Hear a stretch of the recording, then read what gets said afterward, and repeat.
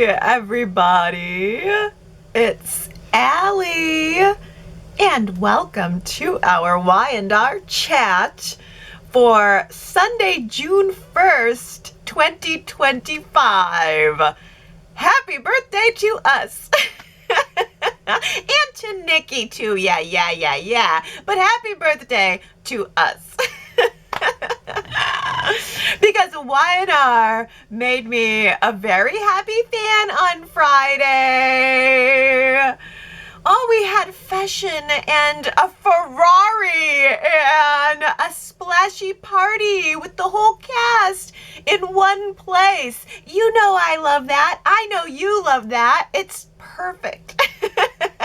It was perfect. I really felt energized, recharged by Y&R on Friday. Just by watching that show, I was like, oh, yes, back in. I've been grumpy the last few weeks with the whole Aristotle Duma mess, but a party and I'm right back in. I am really very captivated by the idea of the car. I mean, and what a great sign that it was mission accomplished, that I'm like, wow, about this car that I didn't even see. I didn't need to see it. I saw the keys. And I saw Nikki's reaction, and oh boy, did Melody Thomas Scott really sell it. I believed that Victor just bought this woman the car of her dreams. The car that she has been wanting since she was a teen.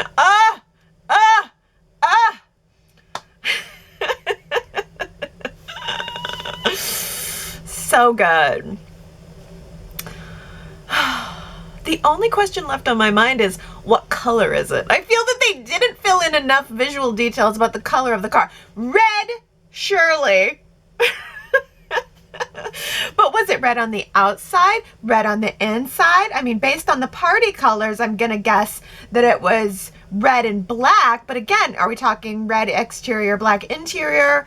Or red interior, black exterior? I don't know. But it's so gorgeous in my mind. And I just love the idea of Nikki driving around Genoa City in it. Maybe with like one of those head, like a little scarf wrapped around her head and some sunglasses.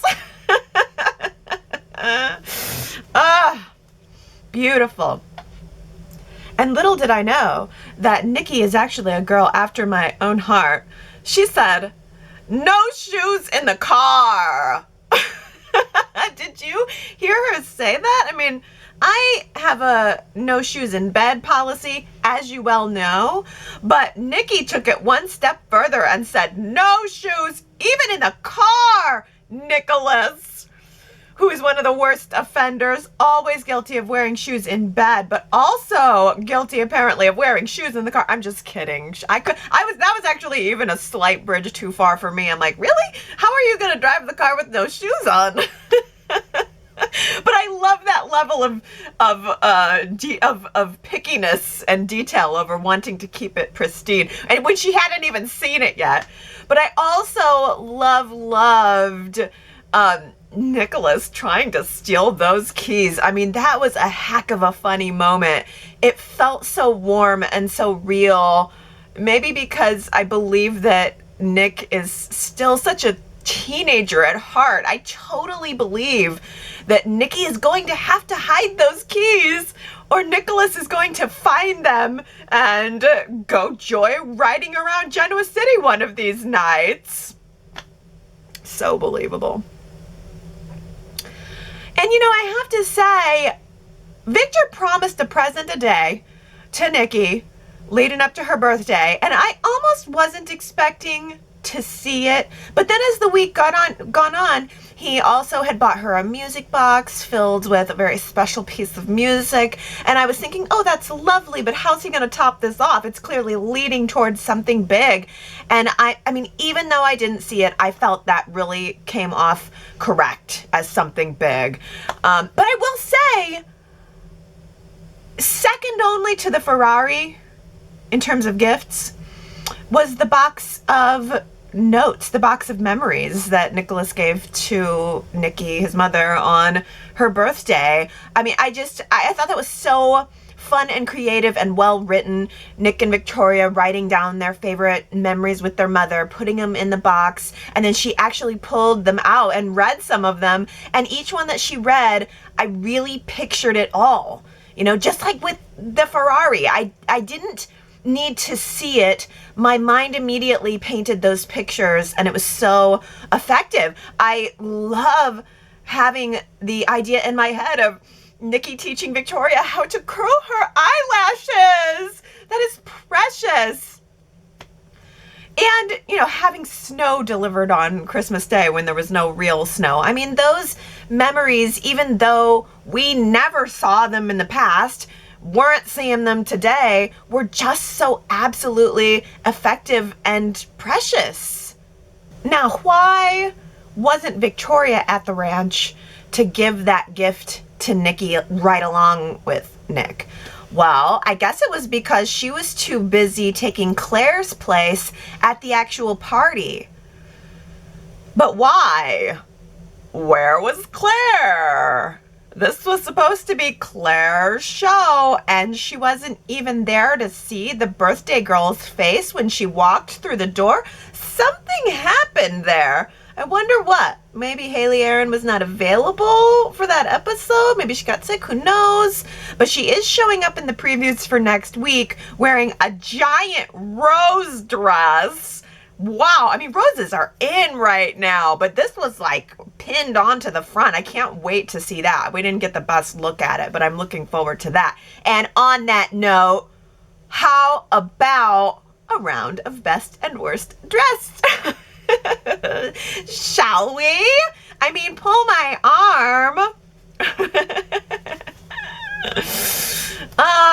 Okay, I know it's cliche, but I've got to give my best dressed award to Nikki, the birthday girl, because, oh, well, first of all, gold is my favorite color, and Nikki's dress was dazzling, and she looked so voluptuous. I don't know if you guys noticed that, but wow, the breasts looked almost as high as her hair, and that's difficult to accomplish because, oh my goodness, that hair was high. Oh my goodness, I love that hair. I thought, like, the second I first saw it, I went, am I gonna hate this? Am I gonna hate this? And then the more I looked at it, I was like, no, I love this. That hair was so high, they probably had to get a ladder to accomplish it. I don't know how else. But the height of the hair just made her whole face pop. And then that combined with how it was slicked back on the sides and kind of tucked underneath, and then she had those upside down triangle earrings. Oh my goodness, she just totally stood out among everyone else, who were mostly all in black and or red. Now, you know I love that. A color coordinated party. Where the invitation must have said, guests are encouraged to wear black and or red. And as you can tell from my attire today, clearly the invitation was received. No red though. Okay, well, I have to give a second runner-up to Victoria because, boy, didn't she stand out on screen in those black and white polka dots. That was just really visually dazzling. It just really drew my eye in. But I also really loved Abby. Forever and always, Abby. The black dress with the white lace over it. She kind of looked like a sexy, modern French maid. But I also loved the classic Lauren in a red pantsuit. I thought she looked very sexy. All of those were my favorites. I'm kind of curious to know what your favorites are.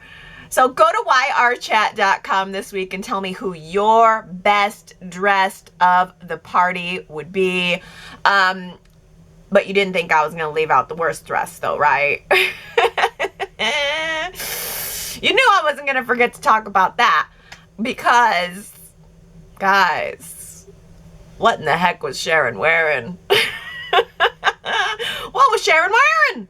I can't wrap my mind around why everyone else was so elegant and flawless and free and flowy and Sharon was wearing a thick, heavy suit jacket coat. I'm like, why is she wearing a winter coat right now? And why was there a brooch on the back of it? I mean, did you see that detail? There was a brooch pinned to the back of her shoulder. Now, normally, I love a statement like that, but this suit was big and baggy and all wrong. It looked like she had the whole thing on backwards. I'm like, what is this, crisscross?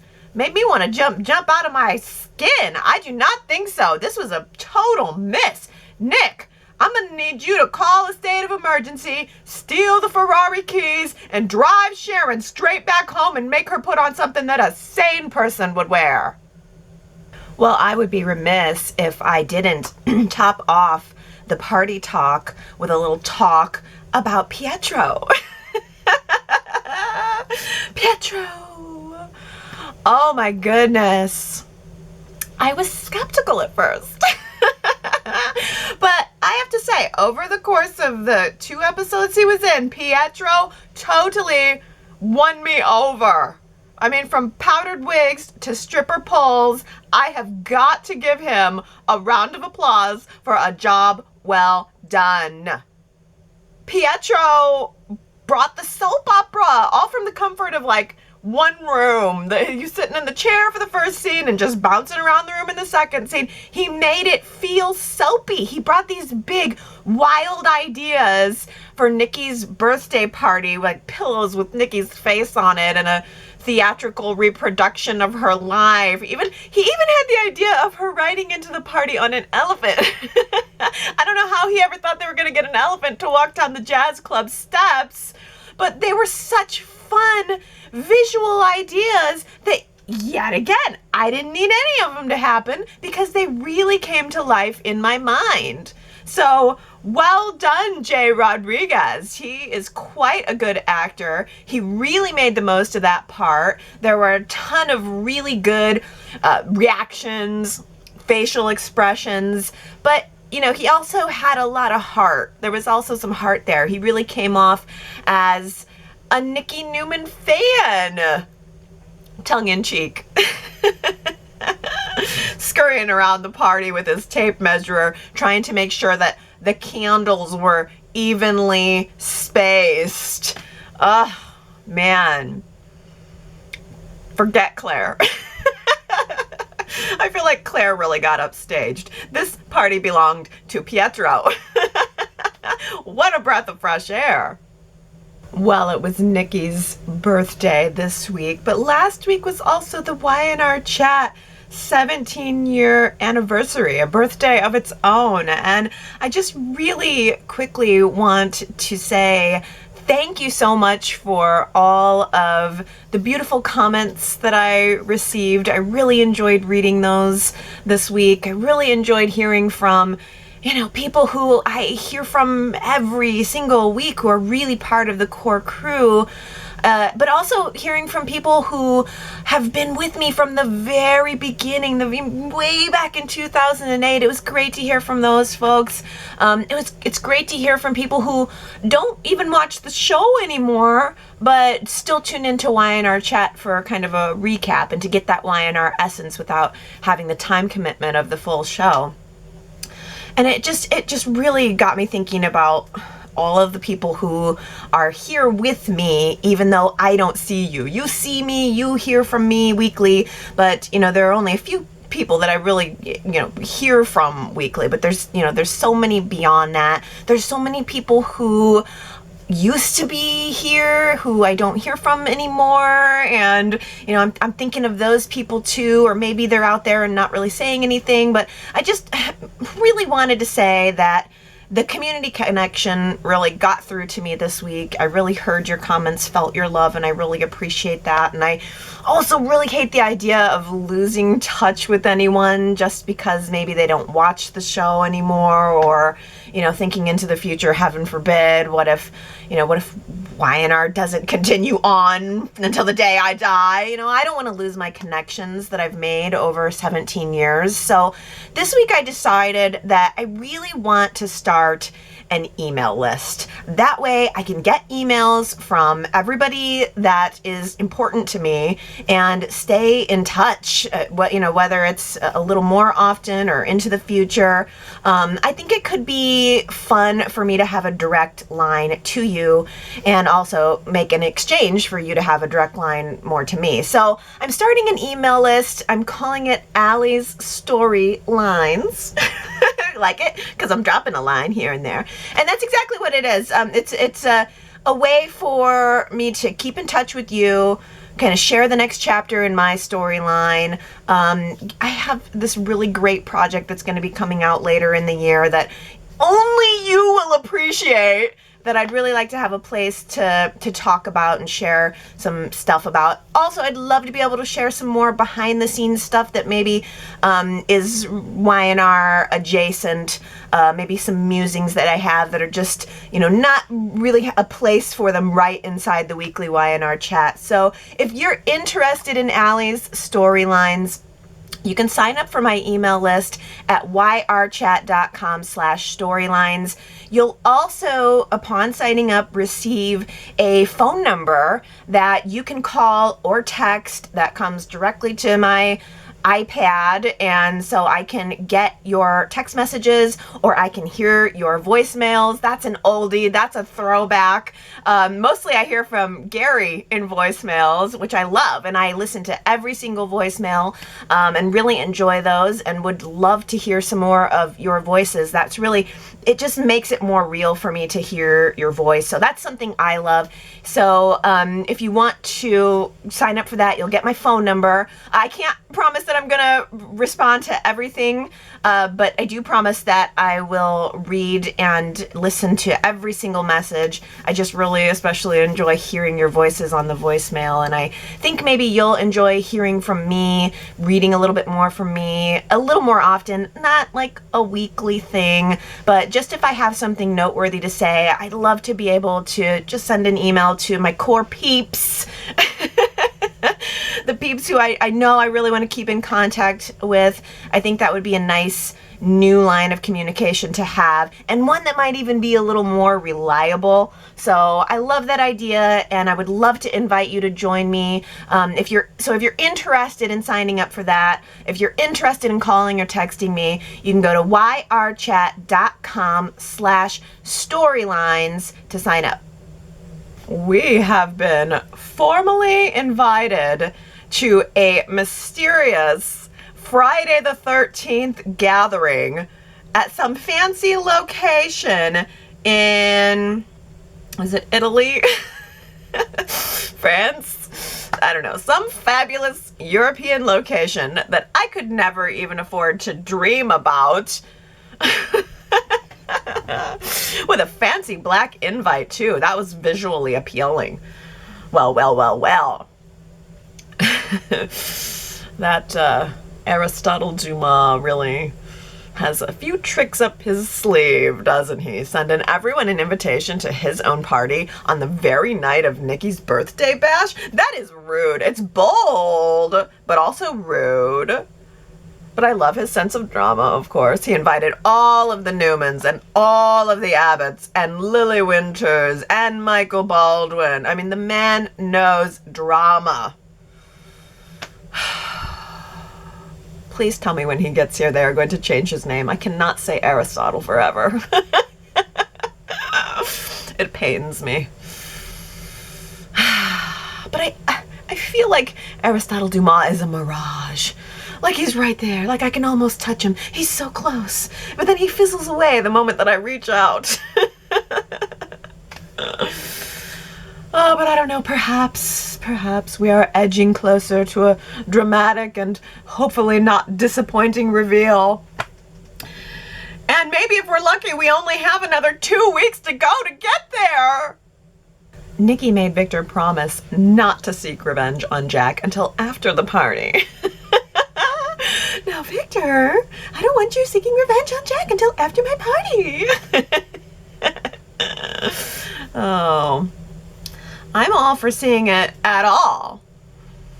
I was happy that Victor versus Jack existed a little more this week. First of all, I love that Victor invited Jack to the party. I thought it was absolutely brilliant that all of the Abbotts were sitting around beforehand, and Jack felt the need to explain Victor's need to let him have a front row seat to the festivities. I mean, that is daytime right there in a nutshell. That is all it takes.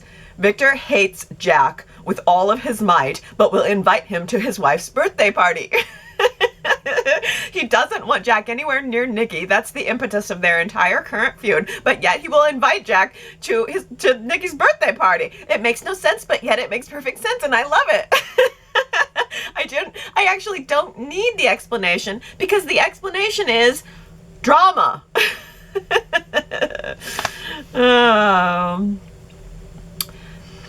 I do hope that Victor and Jack come face to face at the party next week. Both of them maybe trying to hold it together for Nikki's sake, but then seething on the inside. Because if I'm going to buy the feud, then I need to see the feud. I need to see them together. They did have one brief scene this week. Jack, you know, the Newmans were having breakfast and Jack came in, and, you know, they had a few brief swipes at each other, but then Victor left. He left, you know, Nick and Jack alone to talk, and that was kind of neat too, seeing Jack and Nick have a scene.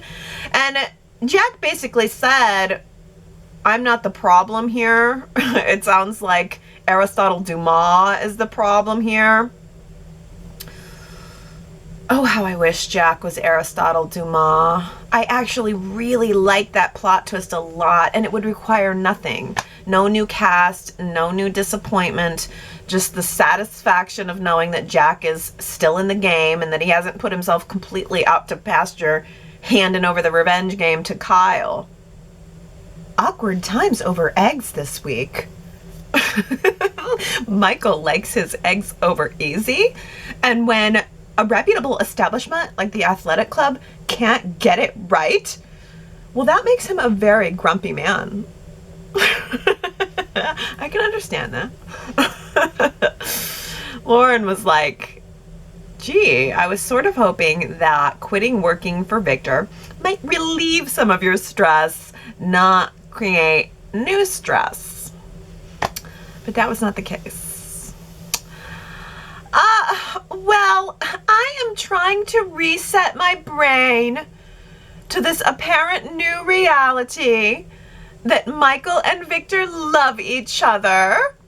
Those are the words that were said. Michael said he was hoping that his love would be enough to change Victor. But apparently not. Apparently Victor is so offended that Michael would quit that he would just rather turn Michael into an enemy for absolutely no reason. Well, I think Michael made the right choice. They decided they weren't going to confront Victor. They weren't going to make a whole thing out of it. They're not going to, they're just not going to let revenge take over. They're going to keep living their lives. They're going to go on vacation. They're going to take that trip to Italy that they've been talking about privately. Maybe take a ride on the La Dolce Vita. Train trips are in right now.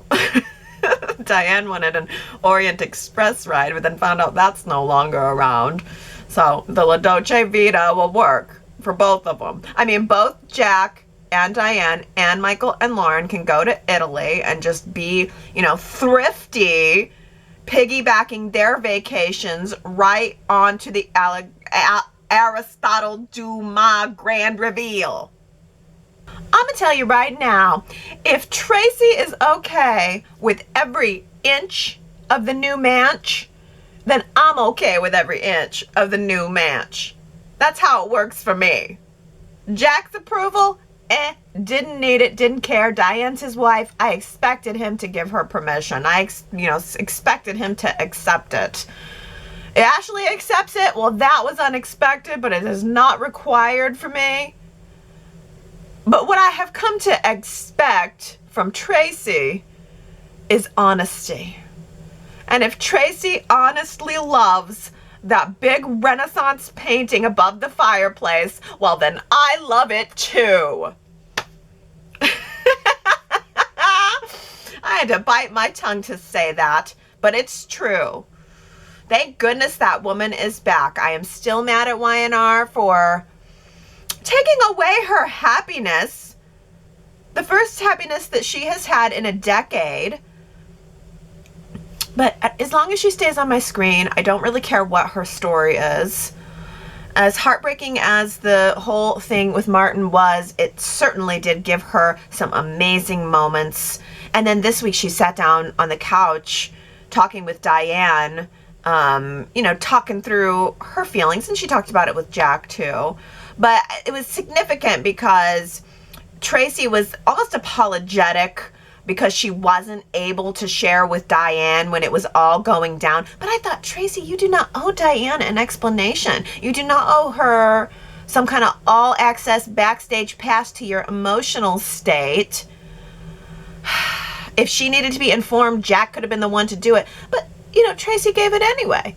Because that's who Traci is. She wanted to clear the air with Diane. She wanted to explain her feelings of sorrow and guilt. She feels guilty about how it all went down. And I was very happy to hear that she is planning to turn those feelings into a New York Times best-selling novel. Gimme. I'll take 2 copies, please. Can you just sign one for me? I can't wait. That's going to be so interesting. I hope we actually see that come to fruition. I want to see her holding the book in her hand and really digging into this traumatic experience that she's had and putting it into this creative place. It's so good. I mean, can you even imagine the press? It would be so good if this was the next chapter of her story. The press knocking on the door. I mean, it's so juicy. This whole thing based on a true story that actually happened to the author. Oh my gosh, she's going to make $1 million. She's going to be a sensation. Ashley, on the other hand, is not doing so well. She came back to Genoa City not only to see the manch redo, but also to ask for another leave of absence from Gibeau. Honestly, I forgot that she even worked at Gibeau. Has she been working at Gibeau the whole time? Was she working at Gibeau the whole time she had multiple personalities? And I don't know if that would be good for sales or bad for sales. She might have come up with some interesting formulas during that time of her multiple personalities. I don't know. I mean, when was the last time we ever even saw her at Gibeau? It was a little bit of a laugh. Because she was here, she had a lot of focus, but then she went away to the mental institution for a long, long time. She just got out, came back to Genoa City for a minute just to see Traci, just to wrap up Traci's Martin story, and then they both left town, and now she's coming back again to tell us that she's leaving again. I mean, I believe it, though. I believe that she needs to continue to process. And I'm glad that she got invited to the party. I'm glad we had some Eileen Davidson this week. And she left us with her blessing on the redecoration, which was really fun. I loved that Y&R gave us a fake out on that. I loved that the beginning of the episode started with her walking in the door saying, "This is all wrong." Now I'm going to have to thank Diane for the great job she did. Psych! Man. When she gave that approval, part of me was thinking, oh, good. But then the evil part of me was thinking, oh, damn. Y&R got it wrong. Harrison should not have been brainstorming Nikki birthday gift ideas with Claire and Kyle. Harrison should have been brainstorming birthday gift ideas with Pietro. I think those two really could have done some, putting of their heads together. Like, I don't know, powdered wigs made of cotton candy. How you like that idea? Oh my goodness. I have to give some serious props to Redding Munsell, the young actor who plays Harrison, because man, that park scene had a bunch of lines. That was a really long, complicated scene. They were long lines. They were like complex. It was a whole mouthful. There was a ton of back and forth between he and Kyle and Claire. And I just felt like the young actor really nailed it. I thought he nailed it on accuracy and comedy and cuteness. And of course, in the end, he came up with a gift that was also thoughtful. I liked it. But I do have a question. Harrison calls Nikki Gigi. Is that because she's his great grandma? Is that right? I don't know. I think it's right? Nikki is Gigi and Diane is Dee Dee. I think I'm seeing a pattern here.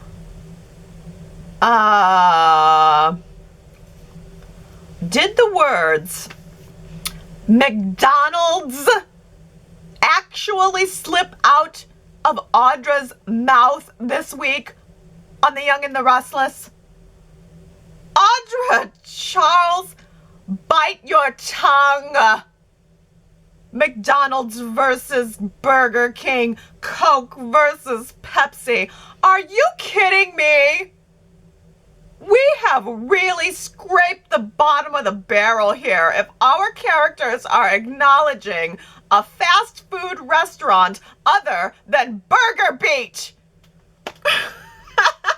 I am sorry, but that totally crashed my fantasy.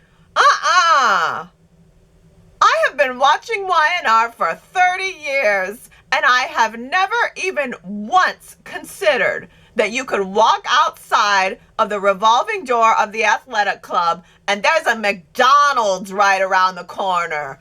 No, just knock me over with a feather. Go ahead and do it. I'm done. I'm offended, actually. No, I'm not. But yes, I am. McDonald's in Genoa City. No thanks. Burger Beat only and Face Place. In-world pretend places, please, only. I do not need that kind of reality. Better not be no Walmart in Genoa City either. Okay, I'm pulling it back.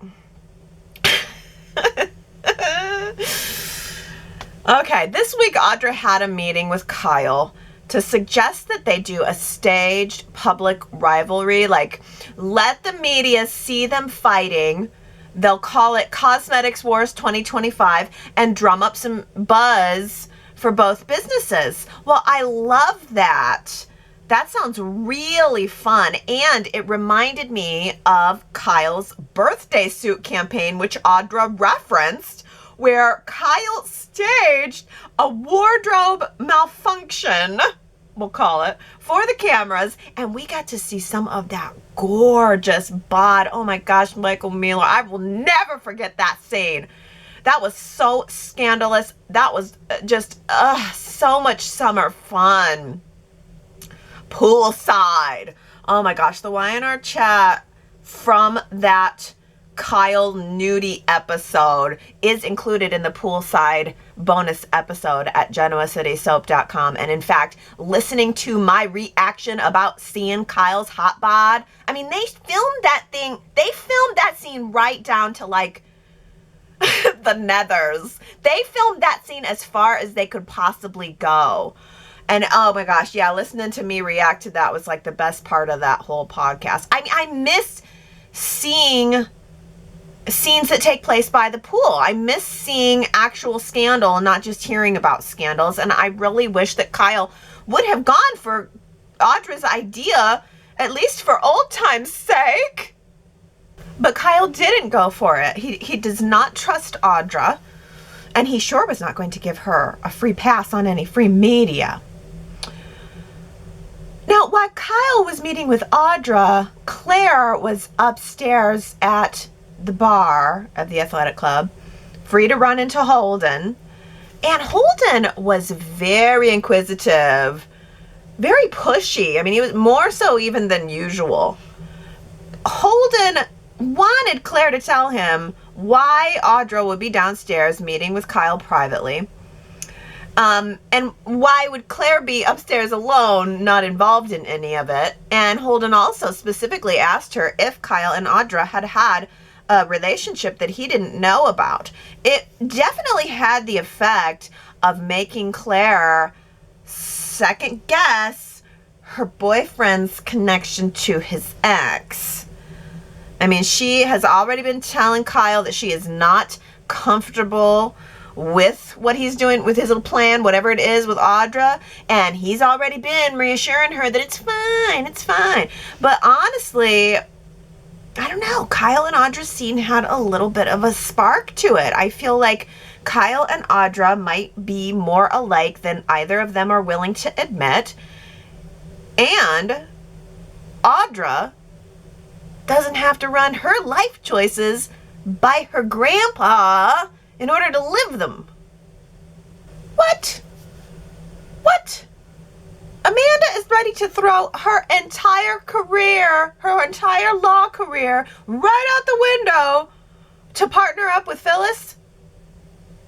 To run a company that Phyllis doesn't even own? And the guy that she wants to be a backer doesn't even own it? It's like this way complex intergalactic plot. What is going on here? Why would Amanda ever agree to that? There's nothing solid about it. Amanda needs to have a ladies' lunch with Sally and Chelsea, maybe turn it into a therapy session, and just suss out the whole phenomena where the women of Genoa City feel the need to switch their careers on a whim. Oh, you know that thing I studied for and fought really hard for? Well, I want to just be involved in another corporate takeover plot. There must be something in the water. It's the Genoa City McDonald's. There is something in the Coke at the Genoa City McDonald's. I don't get it. I do love Phyllis's unwavering confidence, but really, 2 minutes ago, all she wanted was to start something fresh with Daniel, just mother and son. And now she's decided to take this ridiculously harder path of trying to jump onto someone else's corporate takeover. It's too much. It's just too much. Phyllis went to share the news of her latest half-baked plan with Daniel, and he was like, you gotta be kidding me, Mom. I don't need the drama of a corporate takeover. I just want to play the guitar and get a new girlfriend. No movement on that, by the way. How many more weeks will it be till we follow up with Mariah and Tessa? Like, they can't leave us on a cliffhanger of that for 3 weeks. I don't know. I want to know what's going to go on with Daniel and Tessa and Mariah. And Phyllis, it's so, it all came to all right, let's agree to disagree. We're going to go our separate ways. Love you, Mom. Love you, son. But I'm not going to be involved in this. Daniel just wants to be chill. I don't know. After everything that Phyllis has gone through, you'd think she just would want to take a page from his playbook.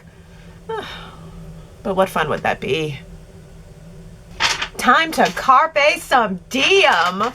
Who do you think said that? Dang, I love that. Time to carpe some diem. If you want to find out, you should go to yrchat.com. Speaking of carpe some diem, I want to say a quick birthday shout out to Tanya. Next Saturday is your birthday. I hope you have a beautiful one. I would love to hear from you. Oh, come talk to me this week, Tanya. Tell me all about your birthday plans. Oh my goodness. Let's talk about Phyllis's plans. Sharon W. says, my heart melts every time there's a scene between Phyllis and Daniel. There's just so much sweetness played out between the two. I loved when Phyllis got out of her chair at Crimson Lights and Daniel said, oh no.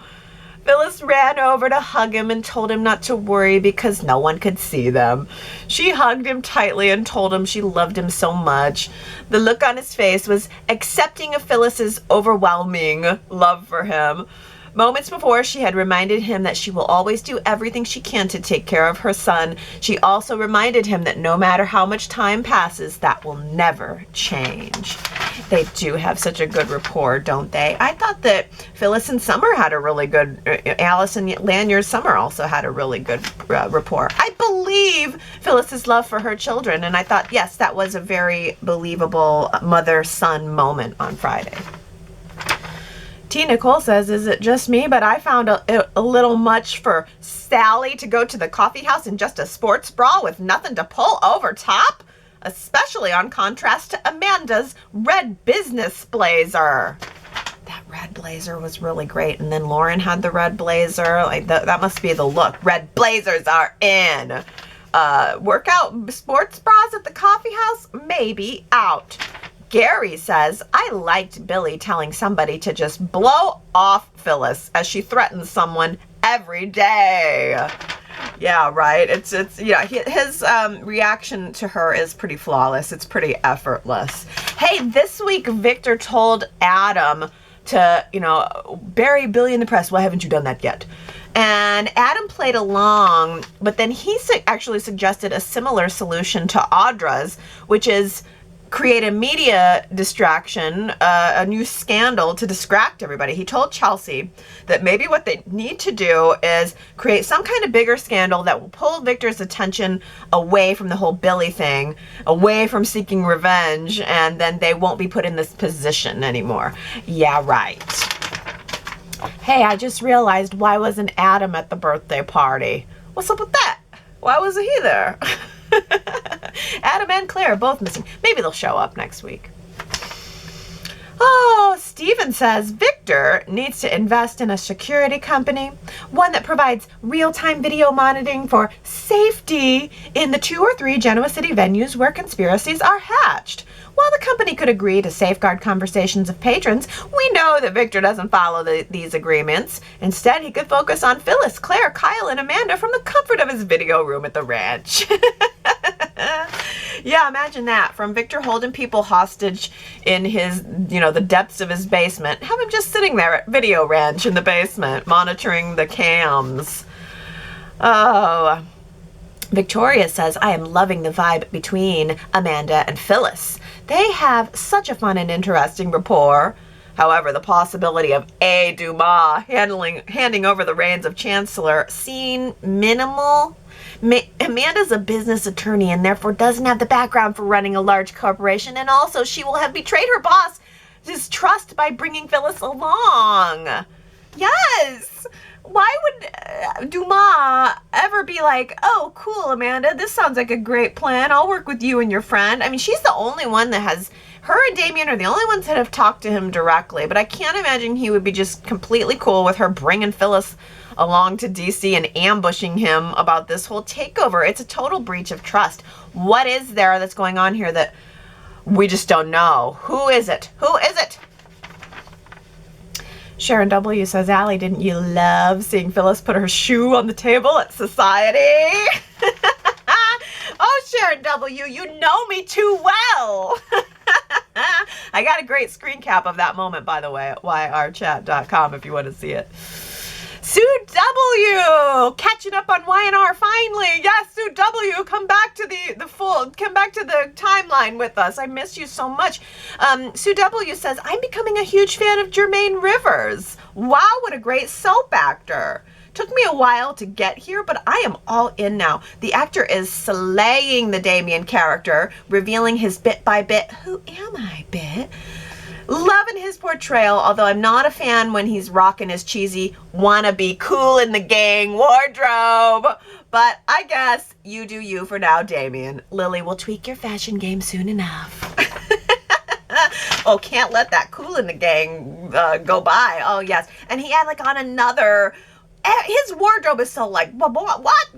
Gary actually told me that they have a new costume designer at Y&R, and that's got to be it. It's so notable. All the fashion across the board is changed and notable, and just the fashion game has really stepped up on the show right now. And, you know, even if it's not my cup of tea, every single outfit that's there, it's visually notable. It's sort of scandalous in a way that, like, whoa, we get to talk about that. I mean, honestly, in some ways, it's like the fashion on the show is just as good as the storylines, the plots on the show right now. Oh, but I have to also say, so in that scene with Lily and Damien this week, she was saying that they were talking about their past loves, and she mentioned Cain's name. And I thought, oh, wait a minute. There was some theories about Cain actually being Aristotle Duma.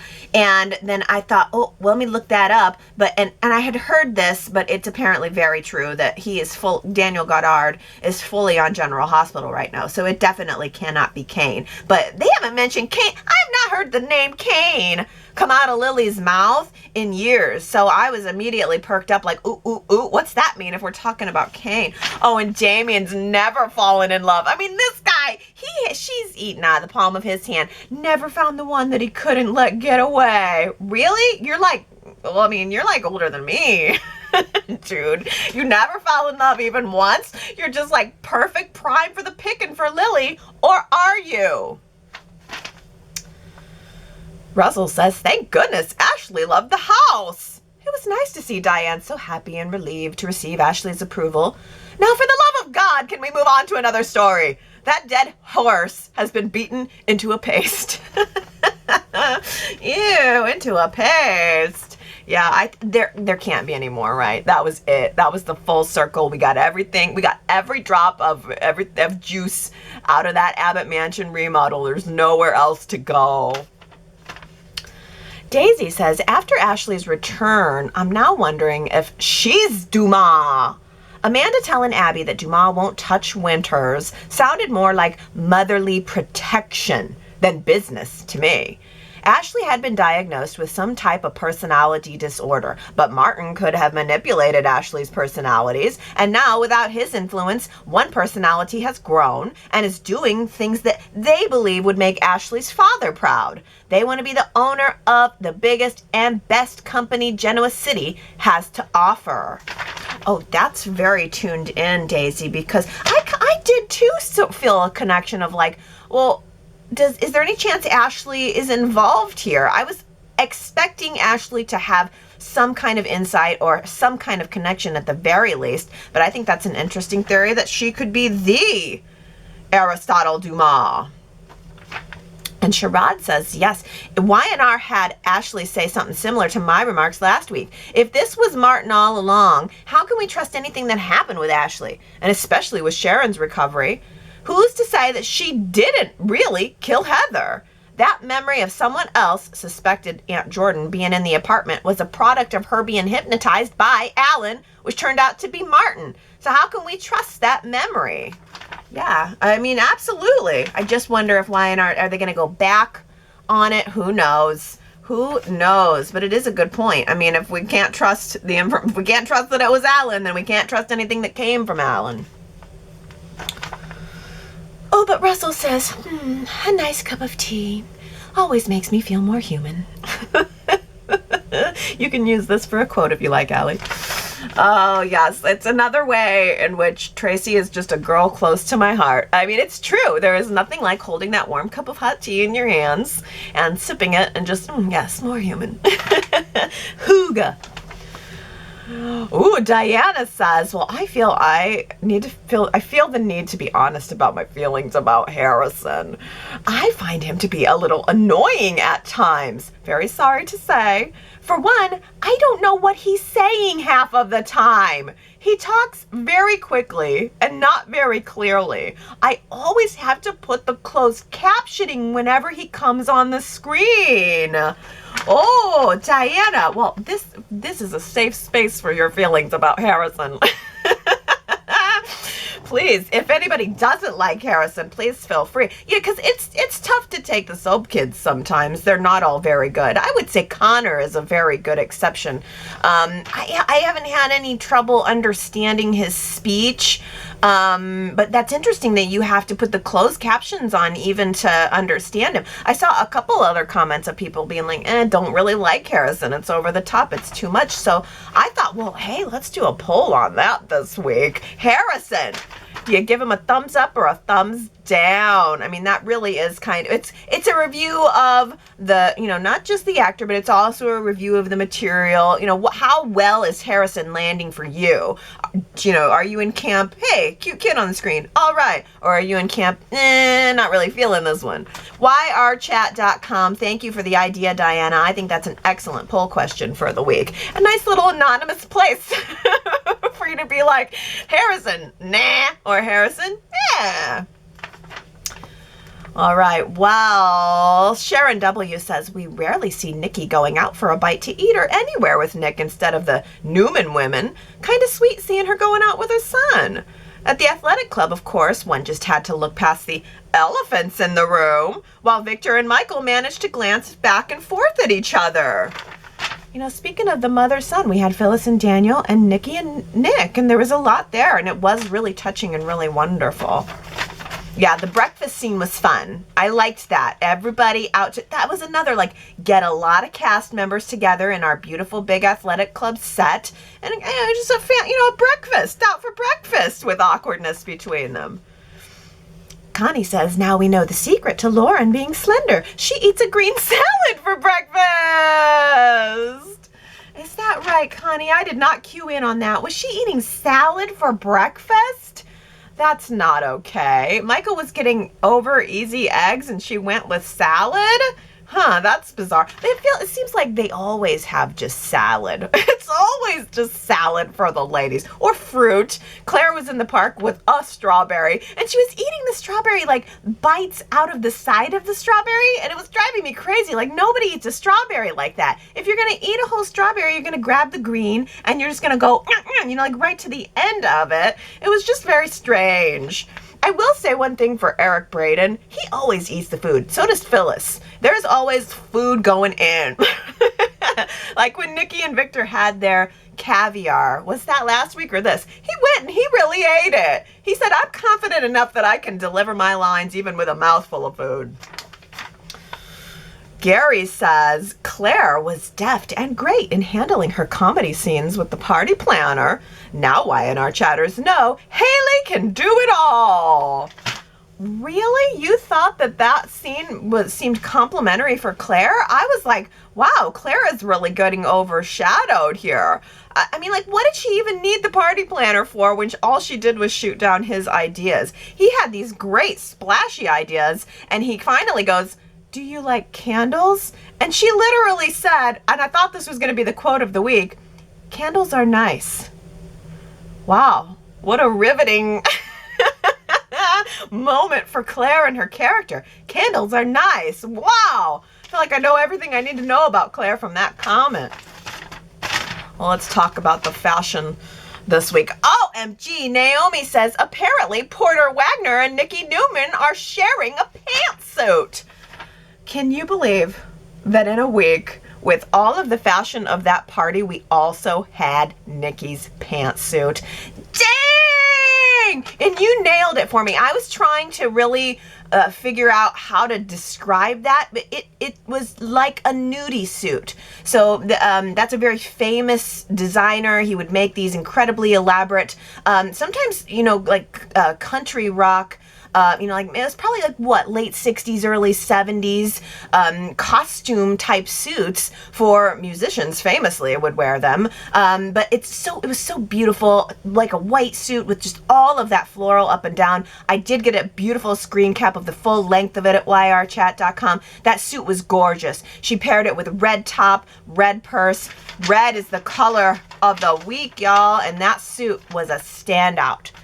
Michelle says, let's talk party fashion. Best dress goes to Nikki. And worst dress goes to Sharon. The cut on Sharon's outfit was not flattering, while Nikki accentuated all of her curves and made them perky. You got it, Michelle, you got it. I was thinking the same thing about Nikki's. It was curvy. She looked voluptuous. Gorgeous. Naomi said, don't forget Victoria in the matronly dress with an everyday braided hairstyle. Okay, I will give you that. I liked the dress. I didn't find it matronly, but the ponytail braid was a little thin on the end. It wasn't as, I don't know, her hair is usually also so voluminous. And so, yeah, the ponytail braid was not quite as elegant as the party, but I like the dress. Oh, final comment comes from Victoria, who says, Sharon's wardrobe person is secretly rooting for Phyllis to win Nick. They keep dressing Sharon in very unattractive attire. It is tough to make Sharon Case look unappealing, but they are excelling at it. Darn straight, Victoria. I mean, they had her in that awful yellow and brown number last week, I think it was. And then the backwards blazer this week, I can't even. They need to reconsider Sharon's wardrobe. We got this whiz of a new costume designer. I mean, we need to do something here. If we're going to make Nick and Sharon the next Nikki and Victor, we are going to need to get Sharon a meeting with Nikki's stylist and fast. Oh my goodness, that does it for me for this week, Y&R Chatters. Thank you again for all of your wonderful anniversary comments. I'm feeling very sentimental about it all this week. Oh, and I can't forget to say, I went to CBS Soaps in Depth website this week. It's gone. It's been folded in to Soaps in Depth. There's no more CBS Soaps in Depth. It's not, apparently, and I missed this. Oh, I'll point to my magazine back, my copy of Soaps in Depth back here on the shelf. Apparently, in 2020, amid COVID, they stopped printing the physical magazine, which I actually didn't know. So I'm feeling sad about that, sad about the loss of the print. I shouldn't be. I had a subscription for a while. You know, if I wasn't buying it, I shouldn't be too upset about it. But still, Soaps in Depth was like my fave. I mean, I think it started in 1997, and I was right there on it. I loved Soaps in Depth. And now they don't even have the website anymore, it was so focused. CBS, yes, I want updates about Y&R and B&B. That's what I want to see, Y&R and B&B. That's all I need. Now it's like the whole site redirects over to Soap Opera Digest, I think it is, which never caught on with me because it's too much information that I don't want. CBS Soaps in Depth was so focused, and now it's gone, and I'm mourning the print stuff being out of print, and I'm mourning the website being gone, and I don't even know where to get news anymore. Can somebody tell me where's a good place to get? I just want casting and a little behind the scenes scoop. Where's a good one-stop shop? I don't want spoilers. I just want casting and a little behind the scenes scoop. Where's the best place to get that? Can somebody let me know this week at yrchat.com? It's a lot of emotion. 17 years of Y&R Chat, realizing that Soaps in Depth is gone, worrying about, the future of the young and the restless. I really hope that it continues strong. I know it's renewed through 2028, but that doesn't speak well. Soaps were so important, and Soaps in Depth was such, I don't know, that was just so iconic for me, so I feel bad that that's gone. And even if things fall away, I don't want to lose you guys. So if you are at all interested in staying in touch with me, I really invite you to just join that email news list. That way I know I've got all my peeps. I can contact people if I need to. It'll help my sanity. yrchat.com/storylines. That would really mean a lot to me if I could just get my peeps all into one place. Hey, that gets you the phone number that you can call and text, and that'll get you some direct time in front of my eyeballs. yrchat.com's got some great screen caps this week of all of the photos and fashion. And, in a time where it's like websites and things are folding, I really want to try to keep yrchat.com as much as long as I can. So your participation there, you going there, looking at the stuff, leaving a little comment, all of that actually does make a difference for the continued longevity of that. I need to know that the website matters in order for me to keep it going. And you guys overwhelmingly gave me a taste of that with your anniversary messages over this past week. So again, thank you. I really felt the love, and would love to continue to see your comments and participation there at yrchat.com. Also got those bonus pods that you can access from there too. So there's lots of stuff beyond the Y&R and even more coming. I love you guys. I hope you have a wonderful week. Happy birthday, Nikki Newman. I'll see you next time. Bye.